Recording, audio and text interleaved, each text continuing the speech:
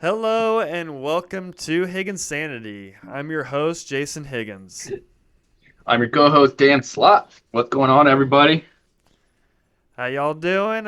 First off, shout out to all the fathers, the Faja from, Austin Powers. Mafaja, Faja. Happy Father's Day to all the fathers out there, whether it's a child or a dog.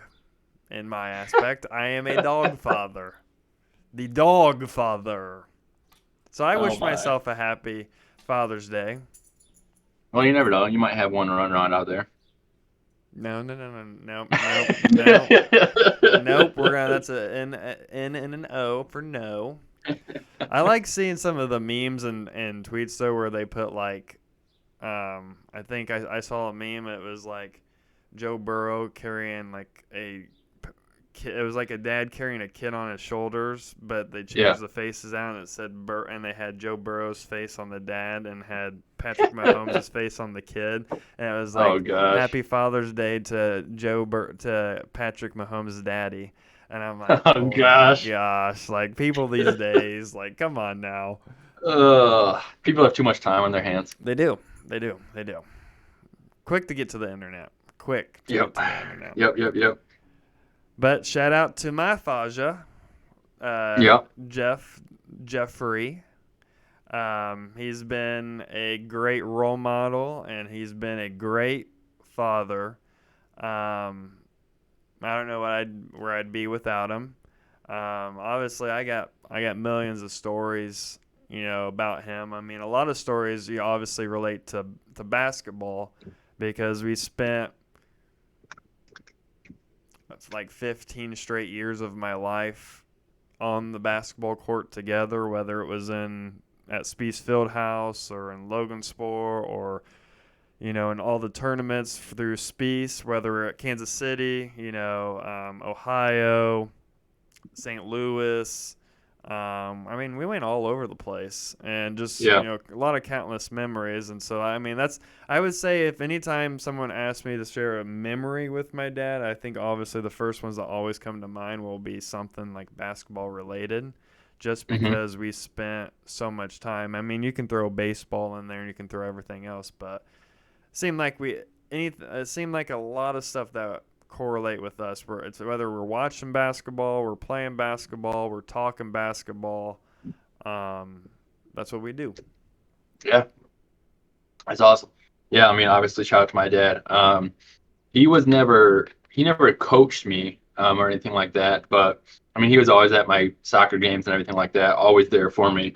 The thing that I never appreciated growing up that I appreciate more now than ever was just like the life skills that my dad taught me. I mean, whether it's from, doing stuff around the house, fixing things, being self-sufficient and not relying on someone else to do things, doing the research if he didn't know how to do it. I mean, hell, he built a shed in our backyard from the ground up, studs, walls, everything, put on a 4 foot expansion on a 2 story house. Mm-hmm. And just like now, living in a house and doing things. And, you know, I'm always like, well, I'm going to see if I can do it first before I have to call someone. And 9 times out of 10, I can do it. And it's just those life lessons that, you know, obviously you learn stuff from your mom too, but like, growing up, you always look up to your dad, right? And you always want to be like him. You want to achieve, you know, the things he achieved and be successful. So, and just like simple things. I remember one time I was doing yard work and my dad was always a stickler. If you mow the lawn, you sweep the sidewalk after, right? You sweep Mm-hmm. the sidewalk. And as a kid, I'm like, why are we sweeping the sidewalk? The wind's just going to blow it away eventually or whatever. Mm-hmm. And I remember texting him, be like, you know what? I appreciate you like instilling that in me because now I own my own house or live, and when I finish mowing, I look out and see the grass on the sidewalk and I'm like, that looks like shit. Like I'm gonna go sweep that up. Yep. Just simple things like that that are so ingrained in you, Mm-hmm. um, that you don't appreciate until you experience yourself. So, Oh yeah, and I feel like as you get older, you start to realize how much you resemble your own father. Like you oh don't yeah, like you try to like as you I mean obviously as when you're growing up as a kid, you get compliment. You get those comments like, "Oh my gosh, you look just like your dad." Da da da da. But Hmm. then as you get older and like I realize in like the position I'm in now, like I catch myself talking like my dad. Like I catch Oh myself yeah. acting like my dad just because I've seen him in a similar position. Obviously, Yep. with him being a district supervisor, all these years. I mean, I understand, and it's funny because I love my dad, and I have all the respect in the world with him. But there's times where we will butt heads with each other just because we're Oh, so much alike oh yeah. a that hundred we percent. don't like when both of us think we're right. Like it's hard to budge us like to off that like pattern. And the thing is with my dad is the thing that honestly irritates me so bad is he's he's right He's 99. better. Yeah, he's right 99.9% of the time, and it honestly pisses me off at times because there it just you want to get mad at him because you look at it and you're like, yeah, you're right, like you're right, and you don't want to because what Yeah. sucks is the one time, like the few times that I am right against him, he will not admit when he is wrong. He will just continue to go along with his point, even though he knows I'm right.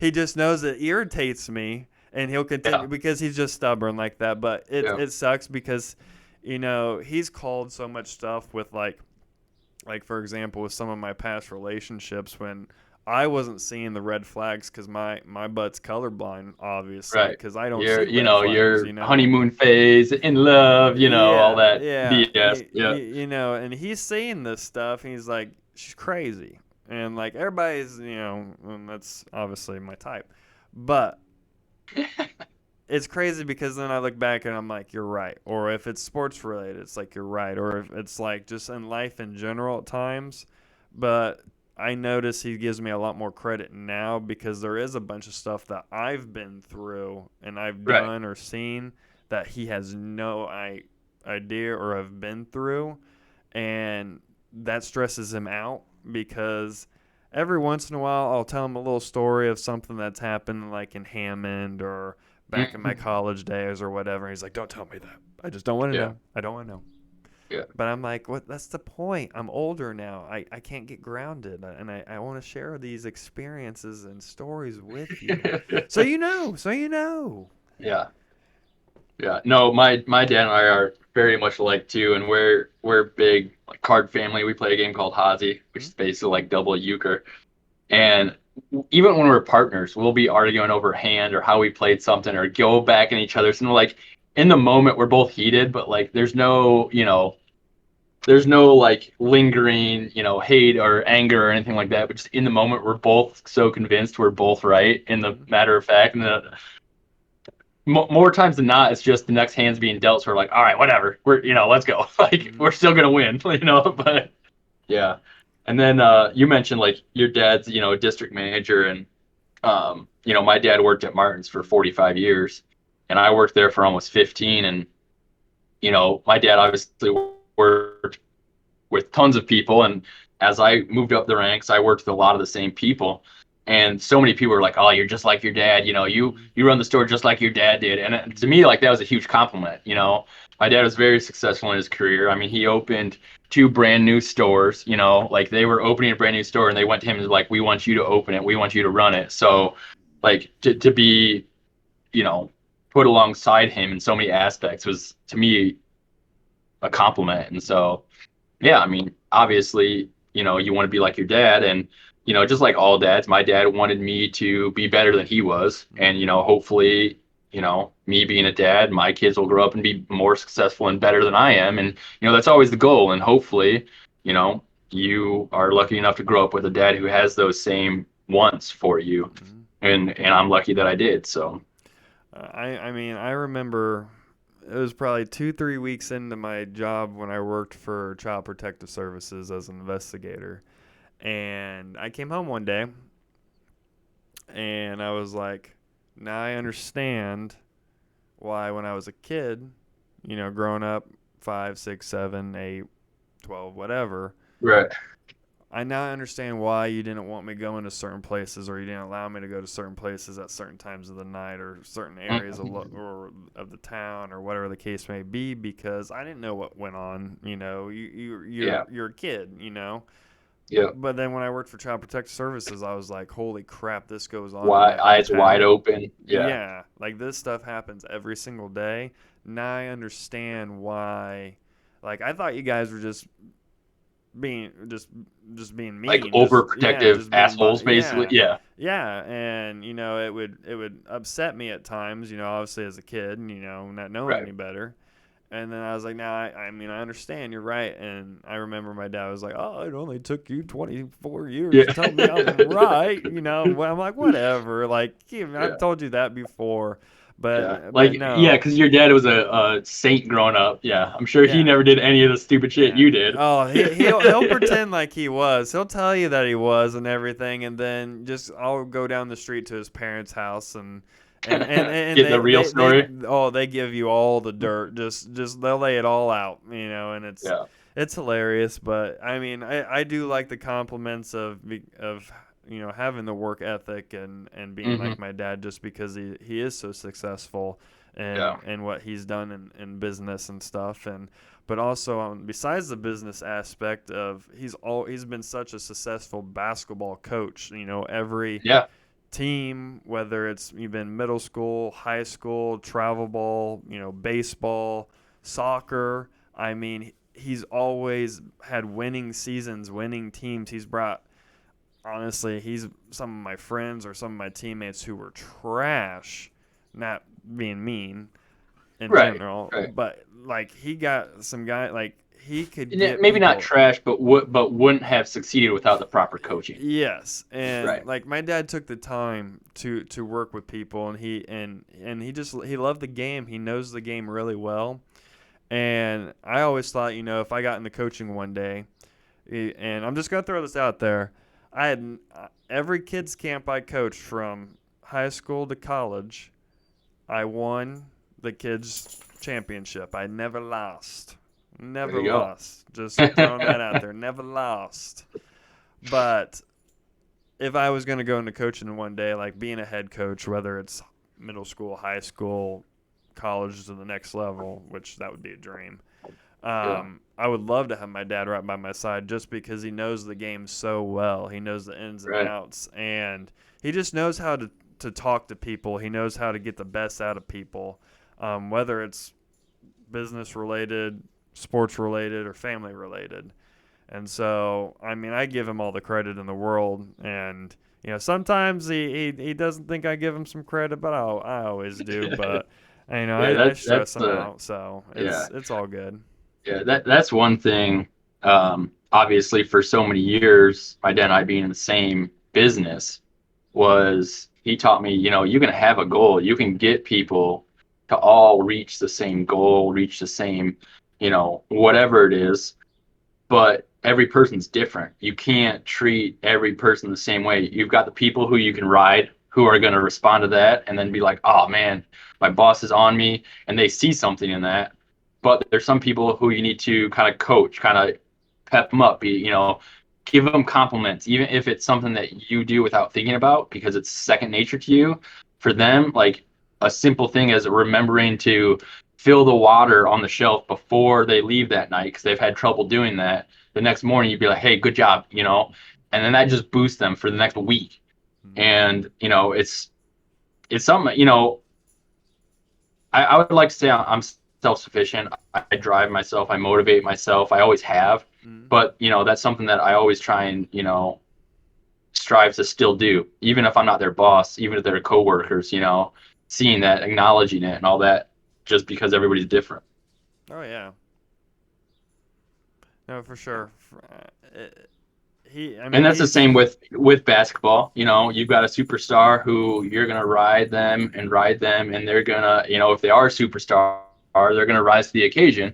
Then you've got, bench players who are coming off the bench and don't see as many minutes, and maybe it takes them 5 games to just score a basket or make back-to-back free throws or get a double-double or whatever. You applaud them for it, and then they're ready to go. I remember in high school, I had a coach who was very much like that, and I was a freshman, and I would work my ass off in practice, every single practice, and it kind of pissed off the sophomores. At the end of one practice, the coach goes, "Hey, you know what?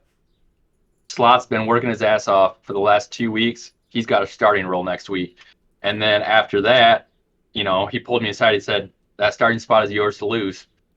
So like, it's all about how you treat people, so and how you learn how to motivate them. So Oh yeah, I loved how my dad coached me because, like, he would just be straight honest with me. If I sucked that game, he would just be like, "Yo, Jay, like you straight sucked today. Like that was hmm horrible." Like yeah, where was your head at? What were yeah, you going through? Yeah, but he was also like when I played well, when I had a game, he was my biggest fan. He would root for like that was a thing, and like he would teach me during the game and things like that. And then obviously as I got older, he stepped to the side because he didn't want people to think I got like special treatment or anything like right. that. Because from a small town and stuff, like we didn't want to have to deal People with that. talk. Yep. Yeah, just didn't want to have to deal with that.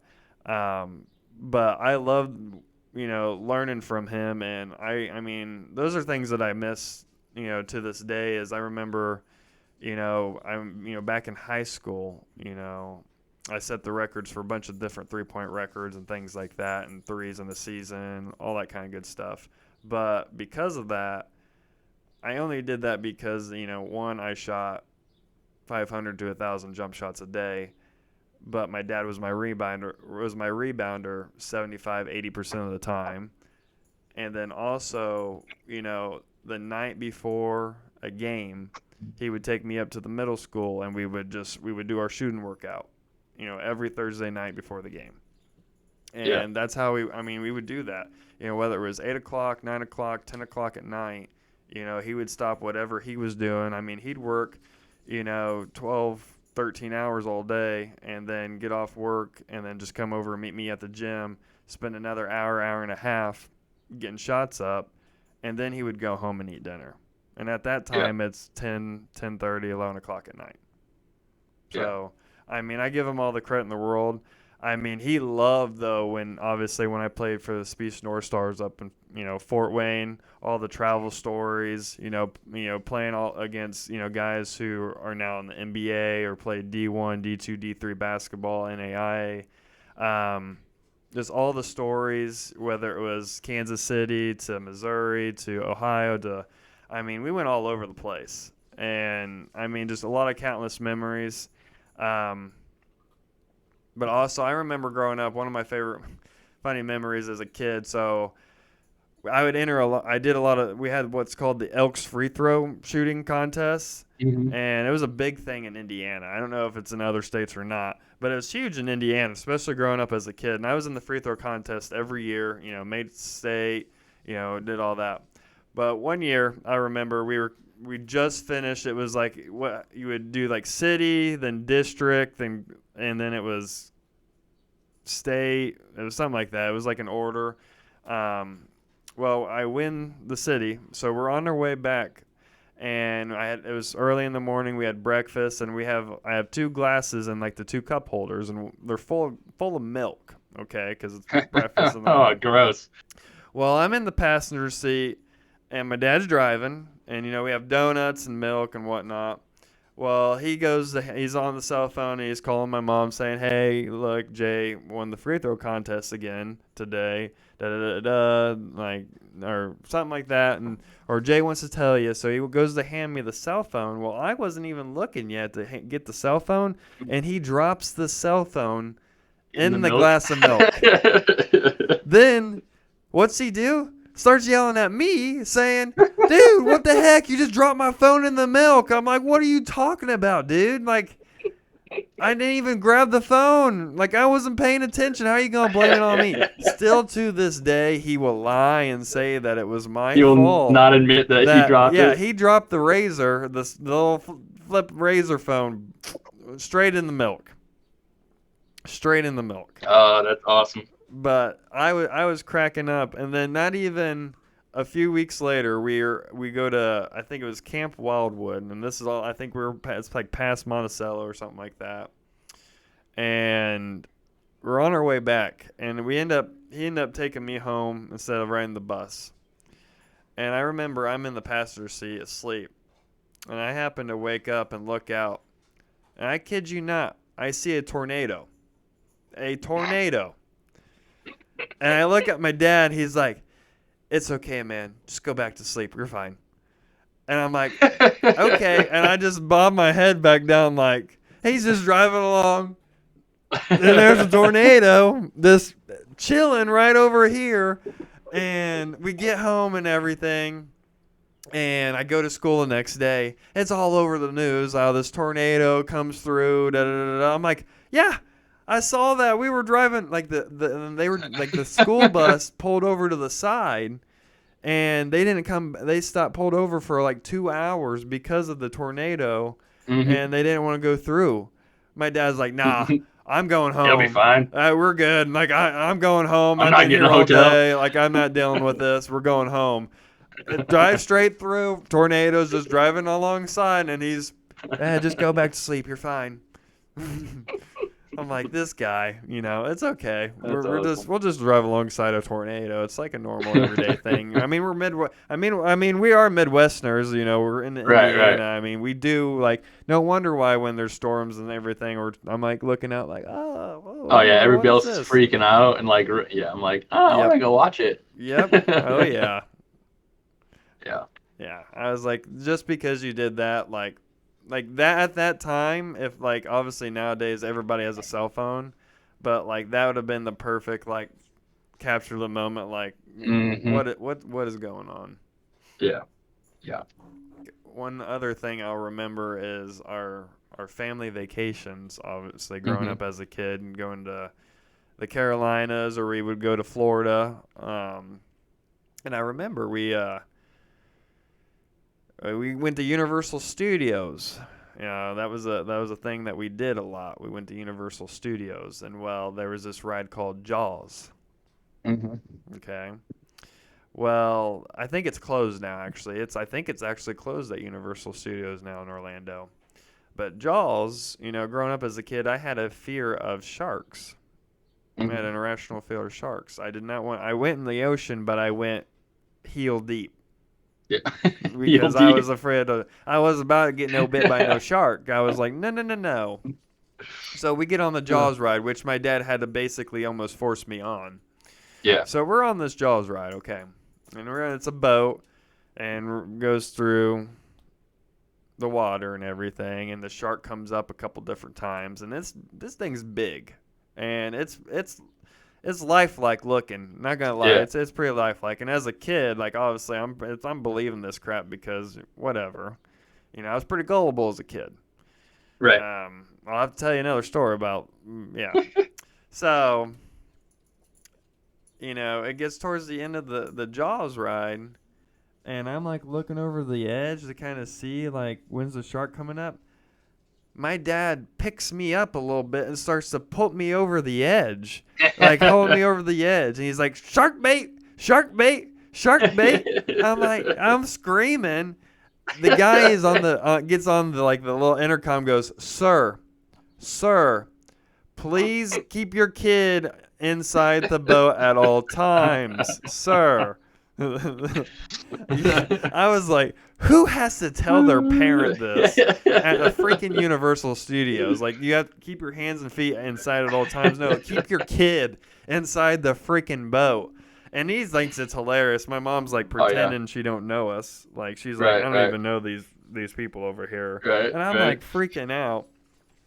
But no, I'll have to tell you this funny story. Okay, so this is how gullible I was when I was a kid. Okay. Oh gosh. All right. So I think I'm like 10. I think I'm like around 10 years old at this time. And this is like all-star baseballs, and we were playing over in Kokomo. Well, one of my coaches, he liked to chew tobacco. Well, as a 10-year-old, I wasn't really familiar with chewing tobacco at the time, obviously. Right. Well, one of the coaches put the skull candy on the top of the batting helmets, and one of the other Uh-huh. coaches was like, "Hey, let me get some of that candy." So he goes up, gets some of it, puts in his mouth. Well, I hear, and I'm like, candy. Oh, okay, bet. So I go up and I take a big dip and I chew it and I swallow it. Okay? Okay. Yep. Tasted nasty, by the way. Oh Like yeah. horrible, horrific. Well, this is like at the end of the game, okay? So we're on our way. I'm in the car. I'm on my way home. And I'm in the back seat and my stomach is Oh yeah. killing. I'm all wheezy. Like I'm all Mhm. like Oh yeah. I'm not feeling so good. I'm like, Dad, I don't feel so good. And he's like, what's going on? I was like, I don't know. I think something was wrong with Coach's candy. And my dad's like, he like looks back. He's like, Coach. I was like, yeah, the skull. And he goes, ee!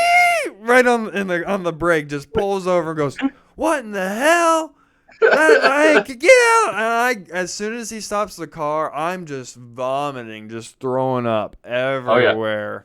And he's like, "What are you doing? What are you thinking? Like, you do not take stuff that's not yours. Like, are you stupid? Like, oh my God! Like, why would you do that?" Like, he was so mad at me. Like, he didn't even ask me if I was okay. He was more like my mom was freaking out, like making sure I'm okay. He was just ripping me up and down, just like, what are you doing? Like, yeah, I was like, mm, yeah, So it had nothing to do with my dad, but so I have a similar story. So the first time I ever tried chewing tobacco, I was in art class junior year. And so I've never tried it. It was like a big thing when I was like junior, senior high school. Everyone was dipping, like they'd put bottles in their sleeves and sit in the desk like this and like spit during class and everything. So I try it. So I get a big pinch, tuck it back. Well, I tucked it back too far. mm-hmm. And I went to swallow, whole dip right down. Like, oh, it was a fat dip too. Swallow it. And like 5 minutes later, like go ash white, cold sweats. So I'm like, fuck, I got to get this out. So I run in the bathroom and I stick two fingers down my throat, force myself to throw up. So that was my last period of the day. So I have to drive home. And I'll never forget, it was in December and we were going to go get our Christmas tree that day. I get home from school. I'm still like cold sweat. The whole time I'm driving home, I'm like hallucinating, sweating. I get home and I'm like, Mom, I gotta go lay down. I don't know what's wrong. I just got, because I didn't want to tell her, she'd be Yeah, pissed that I, in school yeah, dip. So I'm like, I gotta go lay down. I don't know what's going on. Go in my room, pass out for like 45 minutes, wake up, and now I'm feeling fine because like I slept it off, I sweated out. She's like, what's wrong? I'm like, I don't know. I feel better now. She's like, do you want to go get the Christmas tree? I'm like, yeah, that's fine. So then I'm like, I'm feeling better, still a little uneasy, and we get there and it's like this frozen over dirt road and it starts bouncing. I'm like, mm-hmm. my stomach goes on. I'm like, oh my gosh, I don't feel good. All of a sudden, get there. I jump out of the car, pork right next to the car. And I was like, what's wrong with you? I'm like, I don't know, but now that I threw up, I feel better now. And then we went and got a Christmas tree. But oh, it was such an awful feeling. It was so Yes, gross. mm-hmm. Yeah. Uh, I'll so, tell you about the so first. Oh, yeah, go ahead. go ahead. I was gonna say, so we always went on vacation too, and we'd always drive. And I don't remember how old we were, but me and my brother, my middle brother, always sat in because we had a big conversion van, and you could like lay the back bench down into a bed. And my other brother and sister gets car sick, so we would always be like, "Yes, we want the back. Like, Mm-hmm. put the bed down. Like, we take like games and like Game Boys and all that stuff." And I don't know what it was. We had made up this song, and it was called "Poop Crap Turds," and we'd just be singing it in the back and just like saying. I'll never forget my dad slams on the brake, like on the highway, slams on the brake, pulls over the median, and looks in the rear view mirror and just yells, if I hear one of you say poop, crap, or turds one more time, you guys are going to be insane. My brother's behind the captain's seat, just like laughing hysterically, going, poop, crap, turds, poop, crap, turds. And I'm sitting dead center, like staring at my dad, trying not to laugh. Just to hear my dad stop and yell that was so funny. So now I have two similar stories to that. Okay. Yeah. So first is the chewing tobacco Yep. incident. So this is my first and only time I ever tried chewing tobacco because I was never into that, Yeah. nor will I got talked into it because one, it was, Yep. whatever. Anyways, so it was me and my two buddies, Austin and Nolte at the time. Well, I get done with baseball practice and I meet up with them. And first we go to this small town restaurant here in town. It's called Happy Burger. Well, Mhm. we both, we down some Spanish cheese dogs, whatnot. Yeah. Well, we go to the gas station and, or no, my buddy Austin already had the cans of chew. Well, I had a girl at the time at our local zip through that you could go in and we could get those Swisher Sweets. Mhm. Even though I wasn't 18 at the time, it didn't really matter because she Right. would, throw them to me. Right. Well, we go into we had this little alley spot, okay? We had this little alley spot back off of Erie. And so I pulled my little Grand Prix in, and, obviously this time we didn't really know how much to put in and all that kind Right. of stuff. Right. Well, me and Austin, we put a dip in on both sides. Oh Just yeah. two fat ones in. Mm-hmm. And Nolte's got one in, but he's smoking the Swisher Sweets. We weren't doing that. We just tried Yeah. the chewing tobacco. Well, we were playing. There was a frisbee, so we're playing frisbee in the alley and everything. Well, then we started to get a little dizzy. Okay. Oh yeah. Well, Nolte's, by the way, in front of my Grand Prix, like laying down, like smoking like this. And I hate. Oh man, tobacco buzzes are awful. They're so bad. So as he's doing this, okay, I look over and this cop just slowly drives by and just looks at us and just keeps driving by. Me and Austin look at each other, and Nolte's trying to get up. And we start trying to go to the car. We're stumbling. Like, I'm like throwing the dips. We're throwing all the dips out, everything. Nolte's throwing the Swisher, throwing it all over the yard. Because that's always a good look. Yeah, and so we're all jumping in the car. We drive off. We barely make it to Family Video, which is now every Dollar General in freaking Indiana. Get the Family Video. I'm in the passenger seat like this because Austin goes in and gets the water because we had to get some water. So he goes in and gets a couple bottles of water. I'm like this in the passenger seat, like I feel like crap. We end up going back up to the high school parking lot, getting his car and everything, and we end up going home. I get home. I get right in the driveway. I take 2 steps out my car and I just go all over the landscaping, and I'm just like, okay, and just walked on inside, just went about my business and everything. And I forget what happened. I think my parents like the next day was like, "There's vomit in the landscape," and I'm like, "Huh, weird." So, I don't know. Maybe a raccoon threw up. I don't know. That's weird. That's deer. There's a bunch of deer in the backyard. I don't know. I mean, I think Molly had already passed at that point, so I couldn't blame it on a dog because we didn't have a dog at that point.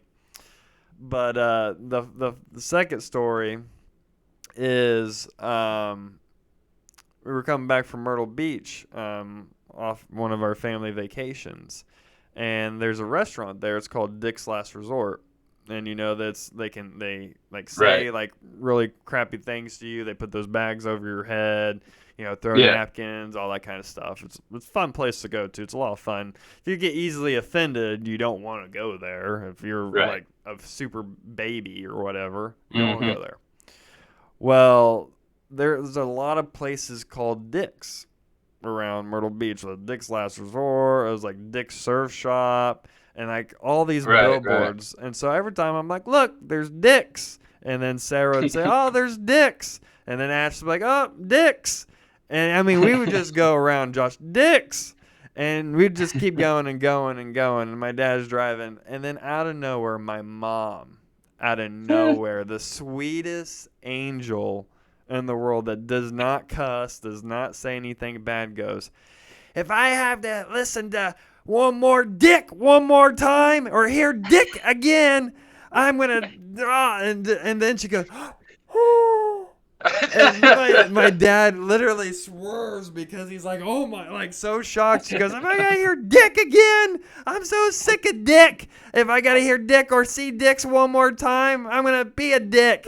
And he just drove off the road because he's like, oh my God, we're just dying laughing because it's like, what the heck? Oh, that's great.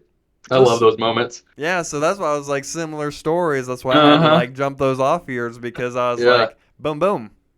And plus, my dad used to sing. He'd be like, he'd take the comb out of the middle console that he'd, do his hair like little Elvis sing. He'd be like, and then he'd take his comb out and he'd turn on some Elvis and be like, nothing but a hound dog, or he'd listen to some Eagles or Funky Cole Medina and Brick House and all these songs or MC Hammer. And I mean I had to listen to that all the way to freaking Florida growing up as a kid and whatnot. But he was a big Pitbull fan. Like for some reason, like he was a huge, like anytime Pitbull, like he would jam, like especially like Fireball. Like, dude, don't drink Fireball, don't drink.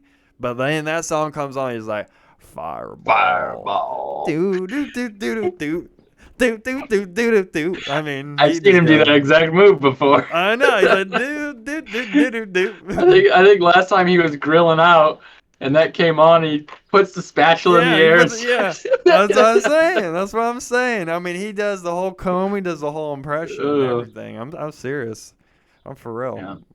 There's just countless stories, and it's like I'm just like my dad, and my dad's just like my grandpa, and it's hilarious when you can see those resemblance of like down the line of how much you resemble each other.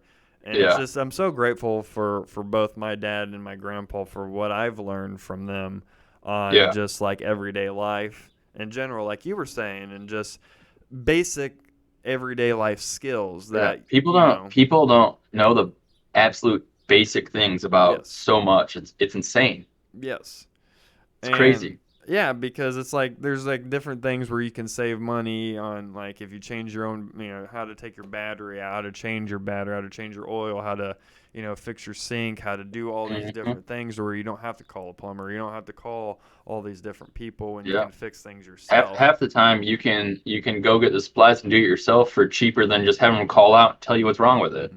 I will say, but if you ask my mom, I am a better landscaper than my dad. Even the other day I'm at their house and he's putting the stuff in the plant and she's like, no, that goes right. I said, see, you should have just had me do it. And she goes, I know, you did such a better job last year. And he's like, seriously? I'm down here doing this and you're going to nag on me about this? And she's like, well, you're just not doing a very good job. He's like, whatever. Can't win. No, but he did weed eat around the basketball hoop and everything, but no one uses it anymore because Yeah. I've been trying to talk into. I was gonna take it from him, but I'm afraid if I pull the base is breaking apart, so I'm afraid we got to put that in the truck. I don't know if the base will make it all the way to my house, so we'll see what happens with that.